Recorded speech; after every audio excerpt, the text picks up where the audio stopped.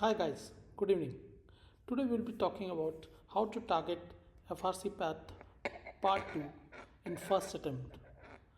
First, I will like you take you for the overview of the exam.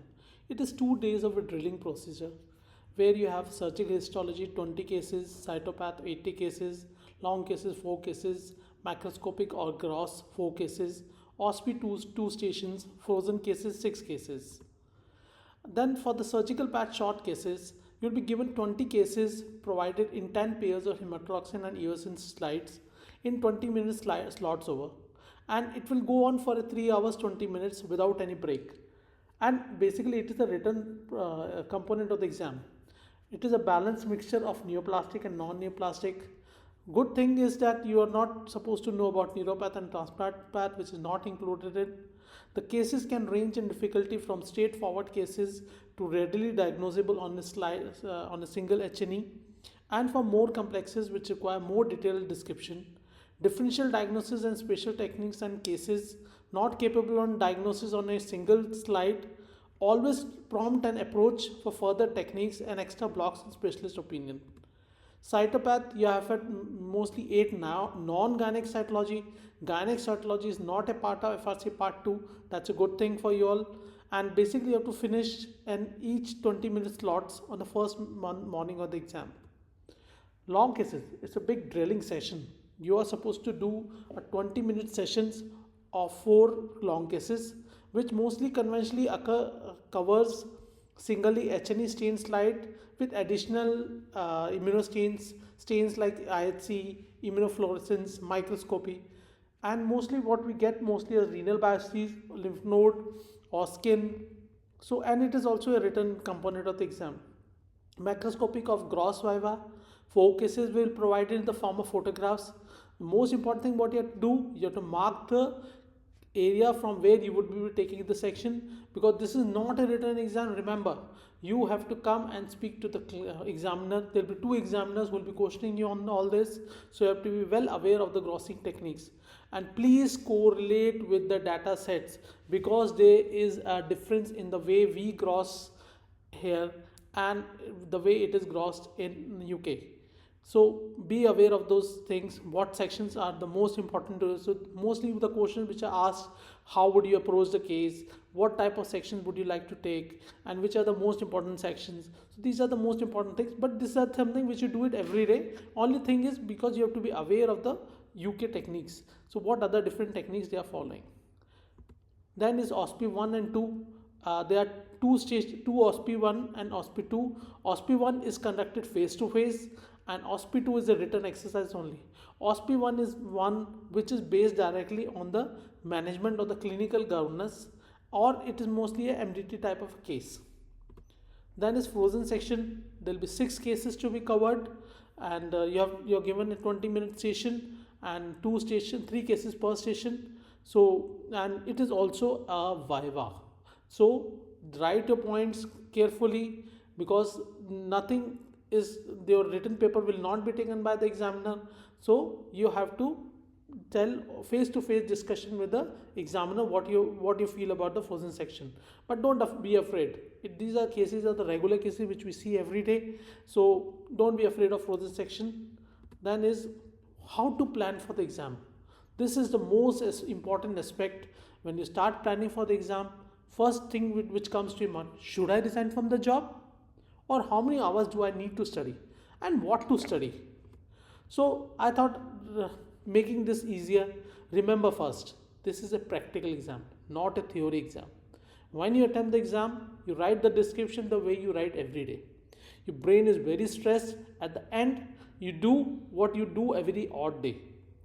Don't resign from your job. So remember this again, I'm telling it again.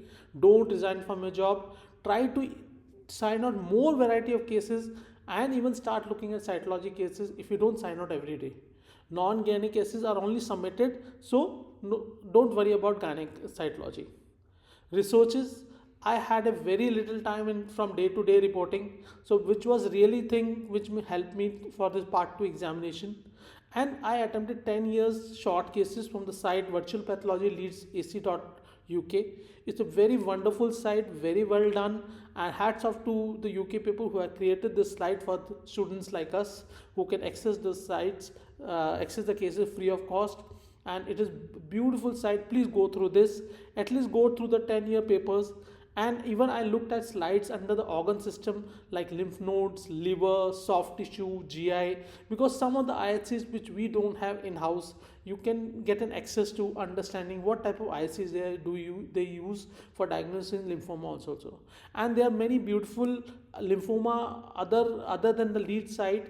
Your many lymphoma other cases are also included by one of the famous pathologists from UK. So please undergo through this.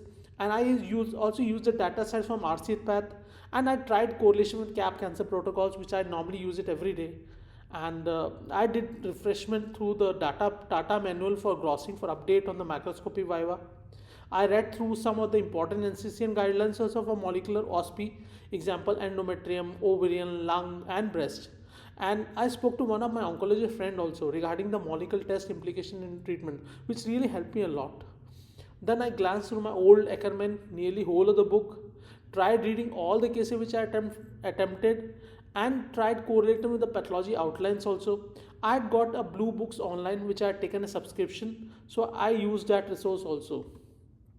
Day before the exam, that is the most important thing which you first always reach the place where your center is a day before, because you have to get your microscope set over there.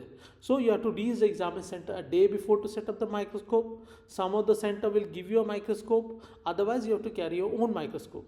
Go to the center, install your microscope, take some slides for focusing and some lens paper to clean the lens. Be comfortable that the microscope is placed at a proper position, whether it is working properly, whether the line or the wire is adjusted properly. See all this. Place your microscope. Look at getting a comfortable seat so you don't get a backache during the exam. And one more thing, don't stress yourself. Sleep early and try to stay close to the center. Days of the exam. Oh, the day comes. First, take a deep breath and relax. Don't worry. You have done the best of, and you'll do the best now. Take good pens with good flow and a ruler. Take some good lubricant eye drops also.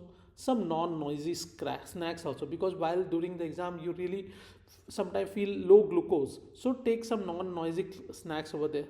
Put on your microscope. Look at the instruction given for you to read. Don't try to look at the paper or the slide before you are told to. The examiners are very strict about this.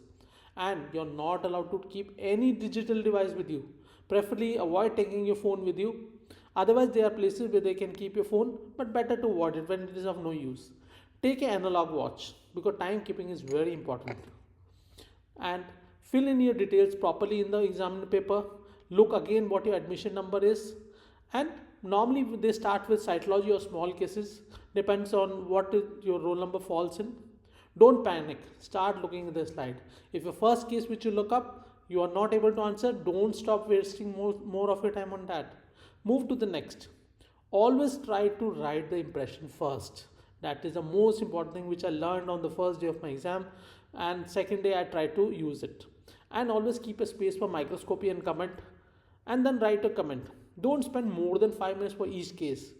If you don't know the diagnosis, try to reach to your differential diagnosis and mention about what test would you like to reach to a conclusion. Try to do the same pattern with long cases also, which are mostly lymph nodes with IHC, liver biopsy with spatial chains, or renal biopsy with EM and DF. If you are not able to reach a conclusion, don't worry. Please give your differential. Tell what are you feeling and try to reach to a conclusive. Finally, just conclude whatever you feel after seeing all the IHCs. In the macroscopic pathology, you have to mark the sections of the gross, which I have already told you about before. In OSPE 1 and OSPE 2 are the ones which involve use of molecular diagnostics and the management principles. Frozen sections are usually the ones which you normally report every day. The exam really is a great experience, I'll say. Keep on remembering your motivation quotes of the Almighty when you feel down. Just say to yourself, I can do it. I can do it.